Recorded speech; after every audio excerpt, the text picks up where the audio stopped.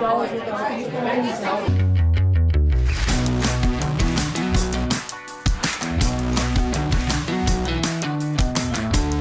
right, welcome to this special episode on Isaiah. This is brought to you by the Isaiah Institute and their Restoring the Covenant conference, which is on October 19th at 9 a.m. This is something where I'm very excited about it. I'm one of 6 speakers, a guest speaker speaking after Abraham Gileadi, an expert on the book of Isaiah. I want to talk about this, and I've brought this up before, because we don't study Isaiah enough. And that includes me. We need to be delving into Isaiah. We're told to do this. This conference on October 19th allows us a chance to pull back the wool a little bit and take a closer look into the meaning of Isaiah. And this is one example of many where you can be doing this. But this conference will give you the chance to get a basic idea of several things about the conference. This virtual conference is called the Restoring the Covenant. And we've heard a lot about covenants lately. This is the covenant that is given by God in the latter days. It is something that I'm very excited to talk about. And it's not something I've talked much about before. So this will be something very different that I've been studying on, but have not touched on myself on this. So Isaiah Institute's fundraising virtual conference called Restoring the Conference. And this is the subtitle of this is Isaiah's Roadmap for Reversing Our Awful Situation. And that situation is, well, we always have hope. The situation around us is not getting much better right now. And this is on October 19th. I'm going to put a link to this in the description box on both the video at YouTube and also on the podcast. Okay, now having said that, I want to get into Isaiah just a little bit here and talk to you about why this is something that is just so very, very important. If we go directly to the Book of Mormon, and again, the Book of Mormon is, I think it's important to understand, the Book of Mormon is written around the book of Isaiah. And I cannot stress that enough to you. When Lehi leaves Jerusalem and he has the brass plates with him, he is unbelievably focused on one specific book. Obviously, they're pulling from the entire brass plates. But that book is the book of Isaiah, and obviously Nephi is the same way. And they are going to liken their situation to the prophecies and the words of Isaiah and the book that they have with them in the brass plates, which is not the Old Testament. It's important to understand. All right, so the book of Isaiah is central to this. They write around it. Right, their visions are pulling from the book of Isaiah. Nephi's vision at the beginning is pulling from Isaiah. They preach about Christ wrapped around Isaiah. And Isaiah is a very peculiar figure because he is called in many times the messianic prophet. Now, the word Messiah never shows up in the book of Isaiah. But of course, he talks about several things about these messianic prophecies. But there's a reason why he is the messianic prophet. In my mind, I think that they have a loss of Christ happening around the time of Hezekiah and previously with Hezekiah's father, and they're having a very strong Deuteronomic encroachment of losing the Son of God. And we can see this as they throw out the Nehushtan, right, from the temple, the brazen serpent is thrown out of the temple. Of course, this is a representation of Christ. And from then on out, at this time of Isaiah, we never hear about the brazen serpent again, right? We don't hear anything else about it. Why? What has happened? We get this lost tradition about Christ as the healer. And it's not brought up again. And yet we go to the Book of Mormon and you see this brazen serpent everywhere. And allusions to the brazen serpent. You get it in the New Testament, in the very famous scripture of John 3:16, for God so loved the world that he gave his only begotten Son, right?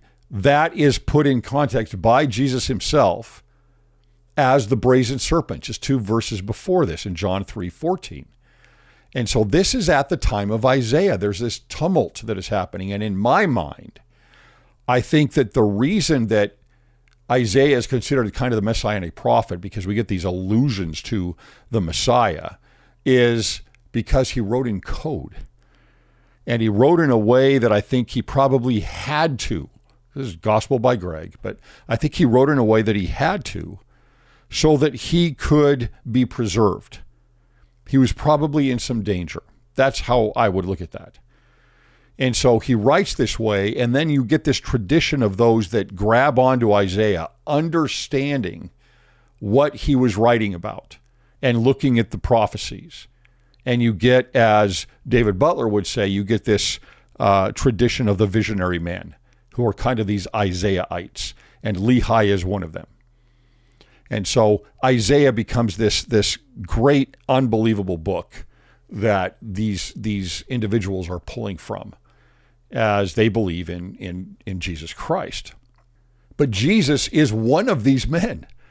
So when you go to the Book of Mormon and you see here, as we look in our scripture notes here, you see 3 Nephi chapter 23 with Jesus' visit to the New World. What does he say in verses 1 through 3? He says, "And now behold, I say unto you that ye ought to search these things."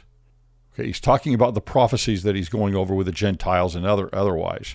And he says, "Yea, a commandment I give unto you, that ye search these things diligently, for great are the words of Isaiah." So this is laid out as a commandment to search these things out in the book of Isaiah. How many of us do this? Remember in I think it was 84, or maybe it was later in the 80s, when I see this as being similar to what President Benson said about the Book of Mormon in section 84, where he had said that we do not study the Book of Mormon enough, and therefore the church is under condemnation. And I think that, you see a commandment here from Jesus himself to search these things out, to study Isaiah. How many of us do this? And yes, I understand the book is difficult. It's like, how do I understand all of this?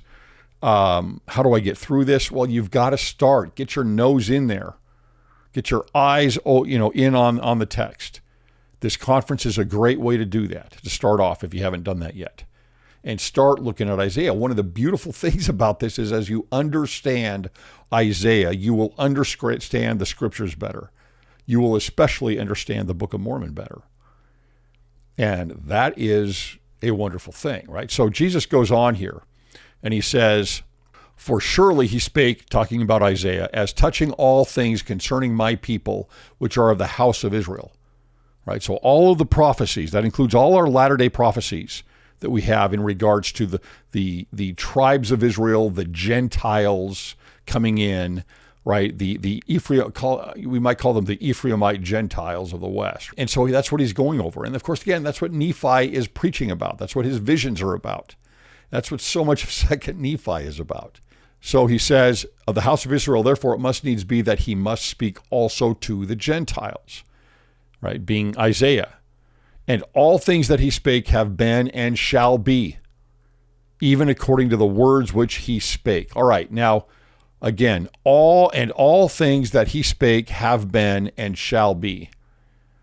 Right, so he is all of the prophecies that he goes over in the book of Isaiah, and it's chock full of prophecies. We are supposed to understand those. That doesn't mean we need to be doomsdayers. Right? That doesn't mean we need to change our values and our views on how we live or anything else. But it does mean that we've been commanded to read that book. And that means that we should understand the prophecies, because that's primarily what we get in there, right? Jesus Christ and the prophecies of the house of Israel and the covenants there that are given. And look at the words that we got, the really almost surprising words. You don't usually hear a prophet of the Lord speak the way he did about the second coming in the conference just yesterday.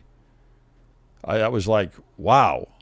He hit it not once, like several times about the second coming of Jesus, and you better be ready, and we need to get ready. And that to me is a call to study the book of Isaiah. Interestingly, so this is what he goes over when he comes to the Americas, right? Well, of course, when he comes to is preaching in his in his mortality in Galilee, how does he start off his ministry? Okay, well, here we get in Luke 4. He is going around the synagogues, and in this one synagogue here We get this in Luke chapter 4, verse 18. Let's go back to 17. And there was delivered unto him the book of the prophet Esaias, right? That's Isaiah. And when he had opened the book, he found the place where it was written. So he's searching specifically for a passage. He's going to go to chapter 61 and quote it. And look what it says. It's very similar to about the Gentiles, right? It's about the house of Israel and the Gentiles and the need to bring the covenant of these two things back together again. He says in 18, the Spirit of the Lord is upon me because he hath anointed me to preach the gospel to the poor. Right? There's a specific person who is being called to this. He hath sent me to heal the brokenhearted, to preach deliverance to the captives and recovering of sight to the blind, to set at liberty them that are bruised. So in many ways, he's not talking about the elites in Judah. To preach the acceptable year of the Lord. And then he closes the books. He goes and sits down. The eyes of all them that were in the synagogue were fastened on him. And then he begins to say, this day, this scripture fulfilled in your ears. I am that guy. And what guy? Let's look at this again here.